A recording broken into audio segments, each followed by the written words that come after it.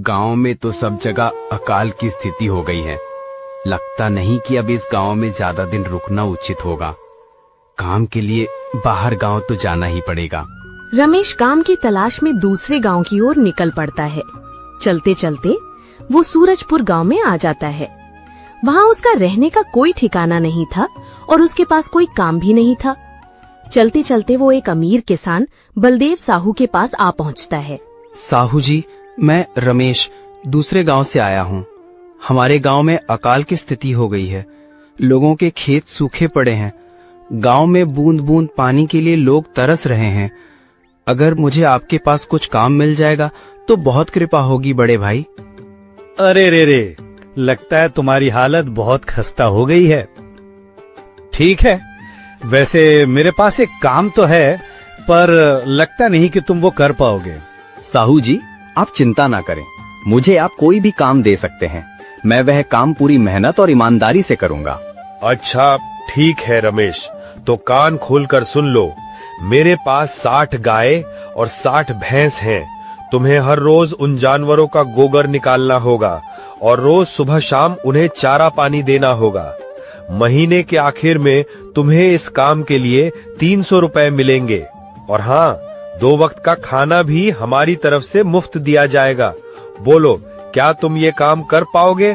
अरे बाप रे, 60 गाय और भैंसों को संभालना आसान काम नहीं है, पर अब मैं कुछ कर भी तो नहीं सकता। और ऊपर से साहू जी 2 वक्त का खाना भी दे रहे हैं। ठीक है साहू जी, मैं ये काम कर लूंगा, पर एक विनती है। हाँ बोलो रमेश, क्या बात है? साहू जी, अगर आपको समस्या ना हो तो क्या मैं आपकी गायों के साथ गौशाला में रह सकता हूँ? मैं इस गांव में नया हूँ, मेरा रहने का कोई ठिकाना नहीं है। बलदेव साहू थोड़ी देर तक सोचता है और रमेश को ऊपर से नीचे तक देखने के बाद उससे कहता है, ठीक है रमेश, तुम गौशाला में रह सकते हो। जी धन्यवाद साहू जी। तब से रमेश गौशाला में रहकर अपना काम करने लगता है। वो रोज जल्दी उठकर गायें और भैंसों का गोबर निकालता, उन्हें चारा डालता और समय पर पानी भी पिलाता था। हर रोज रमेश अपना काम ईमानदारी और पूरी मेहनत से करता था। बलदेव साहू को भी रमेश का काम बहुत पसंद आने लगा, क्योंकि वो अपना काम सफाई से करता था। एक दिन बलदेव साहू रमेश को बुलाकर उससे बोलता है, रमेश, मुझे तुम्हारा काम बहुत पसंद आया है। तुम गाय और भैंसों का अच्छा ख्याल रख रहे हो, इसीलिए दूध की गुणवत्ता भी बढ़ गई है और गाय पहले से ज्यादा दूध भी दे रही हैं। इसीलिए मैं आज से तुम्हारी तनख्वाह बढ़ाकर पूरे 600 रुपए कर रहा हूँ। आपका बहुत बहुत धन्यवाद साहू जी। कुछ दिन ऐसे ही बीतने लगते हैं। रमेश बलदेव साहू के पास बहुत मेहनत और ईमानदारी से काम करता है। धीरे धीरे रमेश के पास अच्छा खासा रुपया जमा हो जाता है, जिससे वो अपने लिए छोटा सा रहने लायक एक कुटिया बनवा लेता है। उस गौशाला में सोकर तो नाक से गोबर की गंध अभी भी नहीं जा रही। अब आखिरकार मुझे अपने घर में चैन से सोने को तो मिलेगा। तब से रमेश बलदेव साहू के पास गौशाला में काम करने आता और 2 वक्त का खाना खाकर अपने घर सोने के लिए चला जाता था। कई साल ऐसे ही बीत जाते हैं। रमेश की मेहनत के कारण उसके पास अच्छा खासा रुपया जमा हो जाता है। एक दिन रमेश बलदेव साहू से बोलता है, साहू जी, आजकल गांव में चोरी की समस्या बहुत बढ़ गई है और मेरे पास कुछ रुपए भी जमा है जो मैंने अपने घर में रखे हुए हैं, पर मुझे उन पैसों की चोरी की चिंता हो रही है। आपको तो पता है कि मैं दिन भर आपके पास ही काम करता हूँ और सिर्फ रात में ही घर सोने जाता हूँ, इसलिए मुझे रोज उन पैसों की चोरी की चिंता सताती है। हाँ रमेश, तुम बात तो बिल्कुल सही कह रहे हो। आए दिन गांव में नए नए चोरी के किस्से सामने आ रहे हैं और दिन भर तो तुम्हारा घर खाली ही रहता है, तो चोरी होने की संभावना तो जरूर है। बलदेव साहू थोड़ी देर सोचता है और फिर रमेश से कहता है, देखो रमेश, ऐसे समय में तो गांव में एक ही जगह है जहां पर तुम्हारा धन सुरक्षित रह सकता है, और वो है जमींदार का घर। क्या? जमींदार का घर? हाँ रमेश, इस गांव के जमींदार बहुत ईमानदार और दयालु हैं। ऐसा मैंने कुछ लोगों से सुना है और उनके घर पर बहुत सारे पहरेदार भी हैं, तो चोरी होने की संभावना बहुत कम है। तुम अपने पैसे उनके पास रख सकते हो। अच्छा, ऐसा है क्या साहू जी? ठीक है, फिर आज ही मैं जमींदार जी से मिलकर बात करता हूँ और उन्हें अपनी समस्या बताता हूँ। उस दिन रमेश जमींदार जी के घर उनसे बात करने जाता है। ए ठहरो, कहाँ अंदर आए जा रहे हो? वहीं रुक जाओ। जी मुझे जमींदार जी से मिलना है। मुझे उनसे कुछ काम है। क्या काम है तुमको उनसे? मुझे जरा बताओ। जी, मुझे कुछ पैसे रखवाने थे उनके पास, यही काम के लिए आया था मैं। अच्छा ठीक है, तुम अंदर जा सकते हो। नमस्ते जमींदार जी, मैं रमेश बलदेव साहू के यहाँ काम करता हूँ। कुछ साल पहले ही मैं दूसरे गांव से यहाँ आया हूँ। अच्छा रमेश, बोलो तुम्हारा क्या काम है मेरे पास? जमींदार जी, मैं सालों से बलदेव साहू के पास काम कर रहा हूँ और मैंने कुछ रुपए भी जमा कर लिए हैं, पर बात यह है कि गांव में चोरी की समस्या बहुत बढ़ गई है, तो मुझे अपने रुपए घर में रखने से डर लग रहा है। अच्छा, कितने रुपए जमा किए हैं तुमने? जमींदार जी, यही कोई 7,050 रुपए होंगे मेरे पास। वाह, ये तो बड़ी रकम है। मैंने आपकी ईमानदारी के बारे में लोगों से बहुत सुना है, इसलिए मैं अपनी रकम आपके पास कुछ वक्त के लिए रखने आया हूँ। हाँ रमेश, तुमने बिल्कुल सही सुना है। तुम्हारी रकम मेरे पास पूरी तरह से सुरक्षित रहेगी। तुम अब चिंता ही छोड़ दो, मैं सब देख लूंगा। रमेश अपने पैसों की थैली जमींदार को दे देता है। ये पूरे 7,050 रुपए हैं, आप गिनकर देख लीजिए। गिनने की क्या जरूरत है? तुम तो बलदेव साहू के आदमी हो, मुझे तुम पर पूरा विश्वास है। जमींदार जी, आपका बहुत बहुत धन्यवाद। अब मुझे चोरों का कोई डर नहीं है, क्योंकि मेरे पैसे सुरक्षित हाथों में हैं। अरे रमेश, कोई बात नहीं, धन्यवाद तो मुझे बोलना चाहिए जो तुम मेरे पास आए अपने रुपए रखने के लिए। रमेश अपने पैसे जमींदार को देकर अपने घर चला जाता है। हाँ रमेश, तुम्हारे पैसे मेरे हाथों में ही अच्छे लगते हैं। ऐसे ही रमेश ईमानदारी और मेहनत से बलदेव साहू के यहाँ काम कर रहा था। देखते ही देखते 2 साल ऐसे ही बीत जाते हैं। एक दिन रमेश सोचता है, अब बहुत साल हो गए बलदेव साहू के यहाँ काम करते हुए। वैसे साहू जी तो बहुत अच्छे इंसान हैं, पर सोच रहा हूँ कि खुद की जमीन लेकर उस पर मेहनत करूँ, तभी मैं बड़ा आदमी बन सकता हूँ। अब जो मेरे पास थोड़े कुछ पैसे हैं और जो जमींदार के पास कुछ पैसे संभालने के लिए दिए हैं, वो जमा करके थोड़ी जमीन खरीद लूंगा। आज ही जमींदार से मिलने जाता हूँ और अपने रुपए मांगता हूँ। ये सोचकर रमेश जमींदार जी के घर चला जाता है। जमींदार जी, मैं अपने रुपए वापस लेने आया हूँ। आपके पास मैंने 7,050 रुपए दिए थे संभालने के लिए। अरे भाई साहब, मैंने पहचाना नहीं आपको। वैसे कौन हो आप? अरे जमींदार जी, मैं रमेश हूँ। पिछले साल मैंने आपको पैसे संभालने के लिए दिए थे, याद आया कुछ? अरे भाई साहब, मेरे पास कितने सारे लोग आते जाते हैं पैसे रखने के लिए, और सभी के साथ मेरा अच्छा व्यवहार होता है। वैसे आपके पास कोई कागजात हैं क्या? क्योंकि मैं हर व्यक्ति से कागज पर ही व्यवहार करता हूँ। किसने कितने पैसे दिए, किसके कितने पैसे रखे हैं, सबका व्यवहार रहता है मेरे पास। जमींदार जी, ये आप क्या बात कर रहे हैं? आपकी ईमानदारी देखकर ही मैंने आपको पैसे दिए थे संभालने के लिए, और आप अब ऐसी बातें कर रहे हैं। कृपया करके मेरे रुपए मुझे वापस कीजिए। हाँ रमेश, मैं ईमानदारी से ही काम करता हूँ, इसलिए तो तुमसे मैं डॉक्यूमेंट्स मांग रहा हूँ। क्या तुम्हें पता नहीं, जब तुम किसी से पैसों का व्यवहार करते हो तो तुम्हें स्टैम्प पेपर पर लिख कर देना पड़ता है। तुम किसी से भी पूछ सकते हो। नहीं जमींदार जी, मैं आपके पैर पड़ता हूँ, कृपया करके मेरे रुपए मुझे दे दीजिए। बड़ी मेहनत से मैंने वो पैसे जमा किए थे, मुझ पर ऐसा अन्याय ना करें।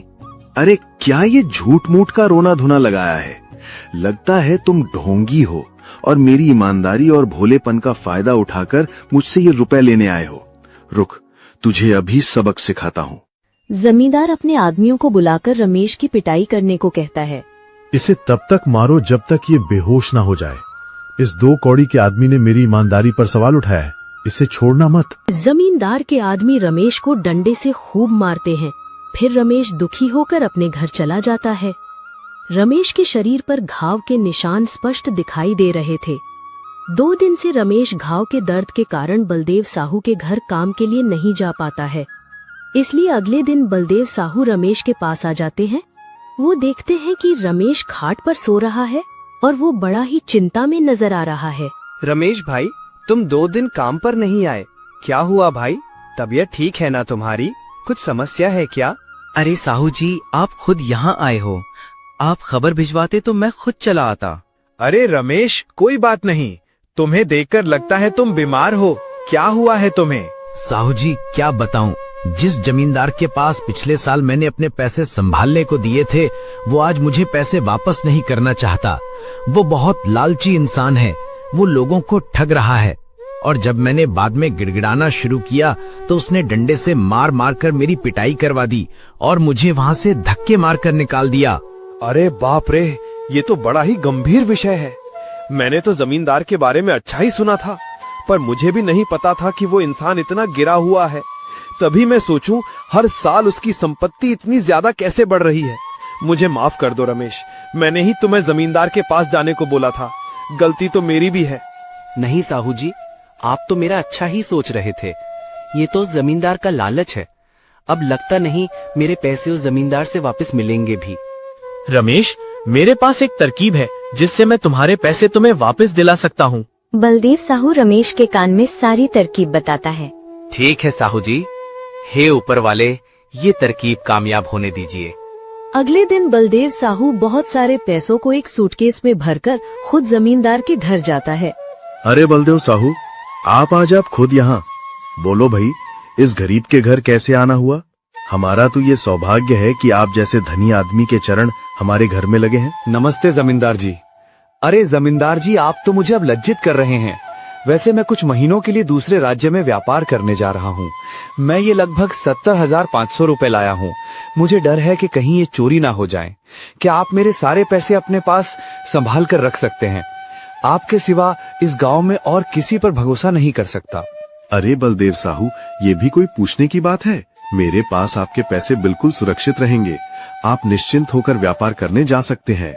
जमींदार मन में सोचता है, इस बार तो बड़ी मछली हाथ लगी है। बार बार ऐसा मौका नहीं मिलता। भारी माल हाथ में लगने वाला है। तभी वहाँ पर रमेश आ जाता है।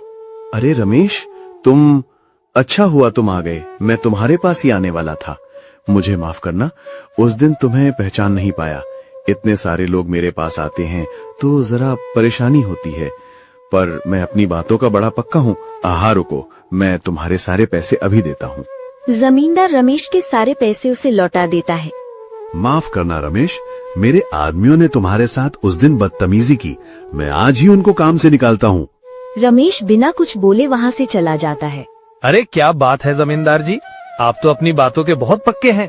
तो ठीक है, मैं अपने सारे पैसे आपके पास रख सकता हूँ। बलदेव साहू इतना बोल ही रहा था कि तभी वहाँ बलदेव साहू का नौकर आ जाता है।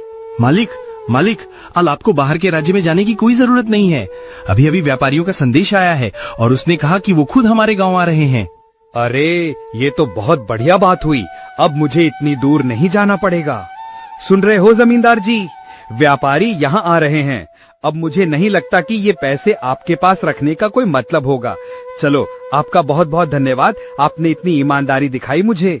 हाँ, पर अगली बार जरूर आपके पास ही आऊंगा। ऐसा बोलकर बलदेव साहू और उसका नौकर वहाँ से अपने पैसे लेकर चले जाते हैं। जमींदार मन में सोचता है, धत तेरी की, ये क्या हो गया? ये 70,500 रुपए तो चले गए और जो रमेश के 7,050 रुपए हड़प लिए थे वो भी चले गए। आपका बहुत बहुत धन्यवाद साहू जी। अगर आज आप ना होते तो मेरी सारी जमा पूंजी वो जमींदार हड़प लेता। रमेश, कोई बात नहीं। जो व्यक्ति मेहनत और ईमानदारी से कमाता है, ऊपर वाले उसका कभी बुरा नहीं होने देते, और जो हराम की कमाई का खाता है उसका कभी अच्छा नहीं होने देते। एक बार की बात है, घने जंगल में एक शेर सो रहा था। तभी एक नटखट चूहा वहां आया और खेलते खेलते शेर के ऊपर चढ़ गया। शेर गुस्से से उठा और चूहे को अपने पंजों में दबोच लिया। चूहा डरते हुए, महाराज कृपया मुझे छोड़ दीजिए, मैं बहुत छोटा हूँ, लेकिन एक दिन मैं आपकी मदद कर सकता हूँ। शेर हंसते हुए, तू मेरी मदद करेगा? चल ठीक है, जा, आज तुझे माफ करता हूँ। कुछ दिनों बाद शेर जंगल में घूम रहा था। तभी वो शिकारी के जाल में फंस गया। अरे नहीं, कोई है, मेरी मदद करो। शेर की आवाज सुनकर वही छोटा चूहा वहां आया। वो फौरन काम पर लग गया और अपने तेज दांतों से जाल को काटने लगा। महाराज, मैं आ गया, चिंता मत कीजिए, अभी जाल काट देता हूं। कुछ ही देर में शेर आजाद हो गया। धन्यवाद दोस्त, मैंने कभी सोचा भी नहीं था कि तू मेरी जान बचाएगा। इस कहानी से हमें क्या सीख मिलती है? कभी भी किसी को छोटा या कमजोर मत समझो। हर किसी में कुछ खास होता है। मदद करने की भावना हमेशा रखनी चाहिए, चाहे हम बड़े हों या छोटे। एक छोटी मदद बड़ा बदलाव ला सकती है। अगर आपको ये कहानी पसंद आई हो तो वीडियो को लाइक करें, कमेंट में बताएं आपको क्या सीख मिली, और ऐसे ही प्रेरणादायक कहानियों के लिए चैनल को सब्सक्राइब करना ना भूलें।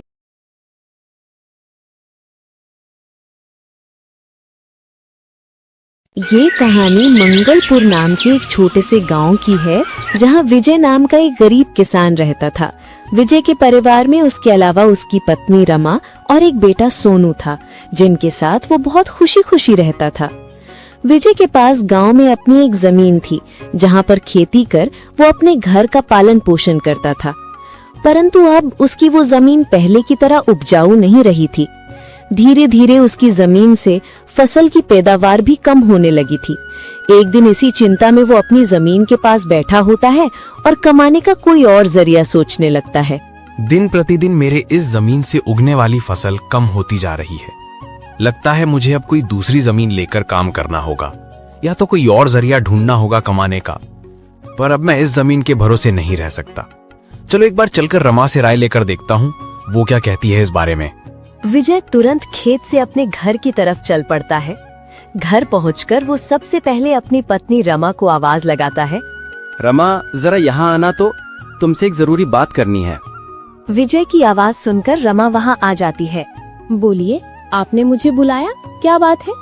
हाँ रमा, मुझे तुमसे एक जरूरी विषय पर बात करनी है और तुम्हारी राय जाननी है। हाँ बोलिए, क्या बात है? रमा, तुम तो जानती हो हमारी जमीन अब पहले की तरह इतनी उपजाऊ नहीं रही है, और अगर मैं ज्यादा खाद वगैरह डालने की कोशिश करूंगा तो कहीं उसकी मिट्टी और खराब ना हो जाए। इसलिए सोच रहा हूँ कि कुछ समय के लिए उस जमीन पर खेती करना छोड़ दूं। हर साल थोड़ी थोड़ी खाद उसमें डालता रहूंगा, जिससे कुछ सालों बाद वो पहले की तरह उपजाऊ हो जाएगी। फिर उसमें खेती करना शुरू कर दूंगा। हाँ, ये ठीक रहेगा। इससे आपकी जमीन भी सही रहेगी और उसमें उगने वाली फसल भी। हाँ, पर तब तक मैं क्या करूं, क्योंकि मेरे पास दूसरी तो कोई जमीन नहीं है। तो घर का खर्च चलाने और सोनू की पढ़ाई के लिए कहाँ से पैसे जुटा पाऊंगा? आप एक काम क्यों नहीं करते? एक बार जाकर गांव के जमींदार बाबूजी से मिल लीजिए। वो तो बहुत अच्छे और नेक दिल हैं। वो आपकी जरूर कोई मदद करेंगे। हाँ रमा, ये ठीक रहेगा, क्योंकि बाबूजी अगर कोई नया काम भी करने बोलेंगे तो वो उसमें भी मेरी मदद कर देंगे। ठीक है रमा, तो मैं कल सुबह सुबह ही बाबूजी से मिलने उनके घर चला जाऊंगा। अगली सुबह विजय जमींदार से मिलने उसके घर के लिए चल पड़ता है। जमींदार के घर के बाहर पहुंचकर वो जमींदार को आवाज लगाता है। क्या आप घर पर हैं? विजय की आवाज सुनकर जमींदार बाहर आता है। अरे आओ विजय बेटा, बोलो क्या हुआ, कुछ काम था क्या? हाँ बाबूजी, आपकी एक मदद चाहिए थे। हाँ बोलो ना बेटा, मैं किस प्रकार तुम्हारी मदद कर सकता हूँ? विजय फटाफट से जमींदार को अपने खेत की हालत बता देता है। तो इसमें परेशान क्या होना बेटा? बाबूजी, मेरे पास एक ही जमीन है जिस पर खेती कर मैं अपने घर का खर्च चलाता हूँ, और मैंने आज तक खेती के अलावा कोई दूसरा काम भी कभी किया नहीं। तो अब यही नहीं समझ रहा हूँ कि मैं क्या करूँ। बेटा, खेती के अलावा दूसरा काम क्यों करना? तुम एक काम करो, मेरे पास गांव के बाहर एक जमीन है, तुम उस पर खेती करो। बाबूजी, पर इससे तो आपका नुकसान हो जाएगा। नहीं बेटा, कोई नुकसान नहीं होगा। इसी बहाने तुम मेरी जमीन की देखरेख भी करोगे, क्योंकि अब तो मेरी उम्र भी हो गई है और मेरा बेटा भी शहर में रहता है। तो इससे तुम्हारा भी भला हो जाएगा और मेरी भी थोड़ी जिम्मेदारी कम रहेगी। ठीक है बाबूजी, अगर ऐसी बात है तो मैं कल से ही उस खेत पर काम करने चला जाऊंगा। विजय जमींदार को धन्यवाद कहकर वहाँ से अपने घर के लिए निकल जाता है। घर पहुंचकर वो रमा को सारी बात बता देता है। ये तो बहुत अच्छा है, यानी आपकी सारी चिंता ही खत्म हो गई। हाँ रमा, अब मैं बाबूजी के खेत पर बहुत मेहनत करूंगा और कोशिश करूंगा कि 1-2 और खेत खरीद लूं, क्योंकि भविष्य में ऐसी समस्या आए तो उसके लिए हम तैयार रहें। अगली सुबह विजय जमींदार के खेत पर काम करने निकलने वाला होता है तो सोचता है, बाबूजी की जमीन गांव के बाहर है तो शायद शाम को आते आते देर हो जाए, इसलिए रमा को बोलकर जाता हूँ। रमा, जरा यहाँ आना तो। विजय को बुलाता सुन रमा वहाँ आती है। आपने बुलाया मुझे? हाँ रमा, सुनो, अब बाबूजी का खेत गांव के बाहर है तो मुझे शाम को घर लौटने में थोड़ी देर भी हो सकती है, तो अगर मुझे देर हो जाए तो तुम और सोनू खाना खाकर सो जाना। ठीक है, पर अपना ध्यान रखना। और हाँ, 1 मिनट रुकना, मैं आपके खाने का डिब्बा लेकर आती हूँ, वो लेकर ही जाना। फिर क्या था, विजय अपना खाने का डिब्बा लेकर गांव के बाहर वाली जमीन पर काम करने चल पड़ता है। चलते चलते कुछ समय बाद वो गांव के बाहर वाली जमीन पर पहुंच जाता है। चलो अब पहुंच गया हूँ तो फटाफट से खेत पर काम करना शुरू कर देता हूँ। विजय अपनी कुदाल उठाकर खेत पर काम करना शुरू कर देता है। विजय को अभी काम करते कुछ समय हुआ ही था कि तभी पीछे से एक सांप आकर उसे काट लेता है। सांप के काटने के कुछ समय में ही विजय चक्कर खाकर वहीं गिर जाता है। यहाँ विजय सांप के काटने से बेहोश हो चुका था, पर गांव के बाहर होने के कारण उसकी खबर अब तक उसके घर वालों को नहीं चलती है। सुबह की अब रात हो जाती है और रमा विजय का इंतजार कर रही होती है। माँ को इतने परेशान देख सोनू पूछता है, क्या हुआ माँ, पिताजी अब तक क्यों नहीं आए? बेटा, तुम्हारे पिताजी आज काम करने जमींदार बाबूजी के गांव के बाहर वाली जमीन पर गए हैं और उन्होंने मुझे बोला भी था कि उन्हें आते आते देर हो जाएगी, पर अब कुछ ज्यादा ही समय हो गया है। माँ, आप क्यों फिक्र कर रही हैं? पिताजी ने जब बोला था कि उन्हें आने में देर होगी तो कुछ सोच समझकर ही कहा होगा। एक काम कीजिए, अब जाकर सो जाइए। सोनू की बात सुनकर रमा अपने कमरे में सोने के लिए चली जाती है। अगली सुबह भी जब रमा देखती है कि विजय अब तक घर नहीं आया है तो परेशान होकर वो सीधा जमींदार से मिलने उसके घर की ओर चली जाती है। रमा जमींदार के घर पहुंचकर उनसे विजय के बारे में पूछने लगती है। नमस्ते जमींदार बाबूजी। नमस्ते बेटी, बताओ कैसे आना हुआ? बाबूजी, विजय कल आपके गांव के बाहर वाले खेत में काम करने गए थे, पर अब तक घर नहीं आए हैं। क्या कहा बेटी? विजय कल गया था और अब तक घर नहीं आया? हाँ बाबूजी, उन्होंने मुझे कहा था कि खेत गांव के बाहर है तो आते आते रात हो जाएगी, पर अब तो रात की सुबह हो गई, पर वो अब तक नहीं आए हैं। चिंता मत करो बेटी, मुझे थोड़ा समय दो, मैं अभी किसी को भेजकर पता लगाता हूँ कि विजय कहाँ है। जमींदार तुरंत अपने घर में काम करने वाले श्याम को विजय को देखने अपने खेत पर भेजता है। कुछ समय के बाद श्याम जमींदार के खेत पर पहुंच जाता है और वहां का दृश्य देखकर वो परेशान हो जाता है। ये क्या, विजय का तो पूरा शरीर नीला पड़ चुका है। मुझे लगता है इसे किसी सांप ने काटा है। मुझे तुरंत जमींदार जी को ये बात बतानी पड़ेगी। श्याम वहां से भागते भागते जमींदार के घर के लिए निकल जाता है।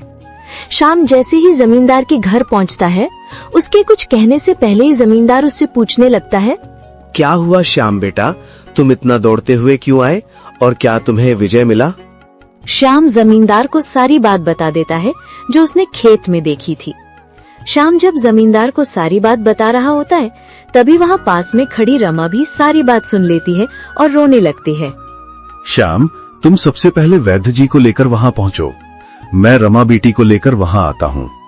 श्याम को वैद्य जी के पास भेजने के बाद जमींदार रमा को समझाने लगता है। रमा बेटी, पहले तो तुम रोना बंद करो और जल्दी से मेरे साथ चलो, क्योंकि तुम्हारे रोने से विजय ठीक नहीं होगा। फिर क्या था, जमींदार रमा को लेकर विजय को देखने उसके खेत की तरफ निकल जाता है और श्याम वैद्य जी को लेने दूसरी तरफ निकल जाता है। जमींदार और रमा जब वहां पहुंचे तो उन्होंने देखा कि विजय बेहोश हालत में खेत में गिरा था और उसका पूरा शरीर नीला पड़ चुका था। रमा विजय के पास बैठकर रोने लगती है। तभी वहां वैद्य जी आ जाते हैं। वैद्य जी के आते ही रमा वहां से हट जाती है और वैद्य जी विजय की हालत का जायजा लेने लगते हैं। क्या हुआ वैद्य जी, अब कैसी है विजय की हालत? देखिए जमींदार जी, मैं आपको झूठ बोलकर अंधेरे में नहीं रखना चाहता हूँ, पर विजय की हालत बहुत खराब है। वैसे तो मैंने उसे जहर को काटने वाली औषधि दे दी है, परंतु जहर विजय के अंदर कुछ ज्यादा समय तक रह गया है, जिस कारण वह गहरी बेहोशी की हालत में चला गया है। गहरी बेहोशी? ये क्या होता है वैद्य जी? गहरी बेहोशी की हालत में व्यक्ति जीवित तो होता है, परंतु उसके बदन के हिस्से में हलचल नहीं होती है, और ये अब कब होश में आएगा ये भी नहीं कह सकते। वैद्य जी, तो अब हम क्या करें? देखिए जमींदार जी, अभी के लिए मैं कुछ दवाइयां दे रहा हूँ, उसे समय समय पर पानी में मिला कर देना। बाकी तो सब ऊपर वाले के भरोसे है। वैद्य जी विजय की हालत का जायजा लेकर और दवा देकर वहाँ से चले गए। फिर कुछ गांव वाले विजय को लाकर उसके घर के बिस्तर पर लेटा देते हैं। देखो रमा बेटी, तुम बिल्कुल चिंता मत करना। तुम विजय की अच्छे से देखभाल करो, देखना वो बहुत जल्द ठीक हो जाएगा। और तुम्हें अगर किसी भी चीज की कोई भी जरूरत हो तो मुझे जरूर बता देना, और हर महीने में तुम्हारे लिए और सोनू के लिए कुछ पैसे भेजता रहूंगा, पर तुम हिम्मत मत हारना। आपका बहुत बहुत धन्यवाद बाबूजी, आप हम लोगों की बहुत मदद कर रहे हैं। जमींदार फिर वहाँ से रमा को दिलासा देकर चले जाते हैं। जमींदार के जाने के बाद वहाँ सोनू आ जाता है और अपने पिता की हालत देखकर रमा से उसका कारण पूछने लगता है। माँ, ये पिताजी को क्या हुआ है? बेटा, तुम्हारे पिताजी को कल खेत में सांप ने काट लिया है, जिस कारण वो बेहोश हो गए हैं। माँ, तो पिताजी होश में कब आएंगे? बेटा, वैद्य जी ने कुछ दवाइयाँ दी हैं और उन्हें समय समय पर पिलाने कहा है। उन्होंने बोला कि उन दवाइयाँ से वो बहुत जल्द ठीक हो जाएंगे। पर माँ, पिताजी की ऐसी हालत है तो अब हमारे घर का खर्च कैसे चलेगा? बेटा, तुम उसकी चिंता मत करो, मैं हूँ ना, मैं सब संभाल लूंगी। नहीं माँ, आप क्या क्या करोगी? आप पिताजी का ध्यान रखोगी, आप घर संभालोगी कि घर का खर्च देखोगी? माँ, आप बस पिताजी का और घर का ध्यान रखो। मैं अब खेत पर काम करके घर का खर्च चलाऊंगा। सोनू की ऐसी बातें सुनकर रमा भावुक हो जाती है। नहीं बेटा, तुम्हें काम करने की कोई जरूरत नहीं है, मैं सब संभाल लूंगी। तुम बस अपनी पढ़ाई का ध्यान रखो। तुम्हारे पिताजी का सपना है कि तुम बहुत बड़े अफसर बनो, और मैं तुम्हें वो बनाकर रहूंगी, भले उसके लिए मुझे कितनी भी मेहनत क्यों ना करनी पड़े। फिर रमा सोनू को वहाँ से पढ़ने भेज देती है। मुझे अब कुछ करना ही होगा, क्योंकि मैं अब विजय के ठीक होने का इंतजार तो नहीं कर सकती। मुझे अब खुद जाकर खेती करनी होगी, और हो सके तो कोई और काम भी देखना होगा। अगली सुबह रमा सीधे जमींदार से मिलने पहुंच जाती है। नमस्ते जमींदार बाबूजी। नमस्ते बेटी, बताओ कैसे आना हुआ, और विजय की तबीयत अब कैसी है? बाबूजी, विजय की तबीयत फिलहाल तो वैसी ही है, और मुझे आपकी एक मदद चाहिए थी, इसीलिए मैं आपसे मिलने चली आई। हाँ बोलो ना बेटी, मैं तुम्हारी किस प्रकार मदद कर सकता हूँ? बाबूजी, मैं चाहती हूँ कि जो जमीन आपने विजय को दी थी काम करने के लिए, आप मुझे उस पर काम करने की इजाजत दे दें, ताकि मैं उस पर काम करके अपने घर का खर्च और सोनू की पढ़ाई करा सकूं। बेटी, पर तुम्हें वहाँ काम करने की कोई जरूरत नहीं है, मैं हूँ ना, मैं तुम्हारे घर के लिए जो भी खर्च लगेगा हर महीने भेज दिया करूँगा। नहीं बाबूजी, आपने अब तक हमारी बहुत मदद की है, अब आप बस मुझे आपके खेत में काम करने की इजाजत दे दीजिए। मैं अब खुद काम करके अपना घर चलाऊंगी और अवसर बनाऊंगी। जमींदार रमा को बहुत समझाने की कोशिश करता है, पर रमा जमींदार की बात मानने को तैयार नहीं थी। आखिर में रमा की बातें सुनने के बाद जमींदार सोचने लगता है, मुझे लगता है रमा मेरी बात नहीं मानेगी, पर अगर वो काम करने इतने दूर जाएगी तो वो विजय का ध्यान नहीं रख पाएगी। एक काम करता हूँ, मैं रमा को मेरी गांव के अंदर वाली जमीन पर काम करने के लिए कह देता हूँ, ताकि वो खेतों पर काम भी कर सके और अपने घर का ध्यान भी रख सके। ठीक है रमा बेटी, मैं तुम्हें अपने खेत पर काम करने की इजाजत तो दे सकता हूँ, पर तुम्हें मेरी एक बात माननी होगी। हाँ बाबूजी, बोलिए ना। बेटी, तुम्हें मेरे गांव के बाहर वाले खेत पर काम करने की कोई जरूरत नहीं है। मेरे पास तुम्हारे घर के नजदीक भी एक खेत है, तुम वहां काम कर सकती हो, ताकि तुम अपने घर का और विजय का दोनों का ख्याल रख पाओगी। बाबूजी, ये तो और भी अच्छा रहेगा, इससे तो मेरी बहुत मदद हो जाएगी। बेटी, पर एक छोटी सी समस्या है, वो खेत बाहर वाले खेत से थोड़ा छोटा है। हाँ तो कोई बात नहीं है बाबूजी, वो खेत मेरे घर से नजदीक है, यही बहुत बड़ी बात है। मैं खेत में काम करने के साथ साथ दूसरे के घर का काम भी करना शुरू कर दूंगी, ताकि उन पैसों से मैं सोनू की पढ़ाई का खर्च निकाल सकूं। बेटी, पर तुम्हें इतना काम करने की क्या जरूरत है? बाबूजी, मुझे काम करना ही होगा। विजय का सपना था कि सोनू पढ़ लिख कर बड़ा आदमी बने। अगर मैं मेहनत नहीं करूंगी तो उसका सपना अधूरा रह जाएगा। सोनू की पढ़ाई के लिए और घर चलाने के लिए मुझे हर हाल में ये जिम्मेदारी उठानी पड़ेगी। जमींदार रमा के संकल्प और साहस से भावुक हो जाते हैं। ठीक है बेटी, तुम्हारी मेहनत देखकर मुझे पूरा भरोसा है कि तुम जरूर सफल होगी।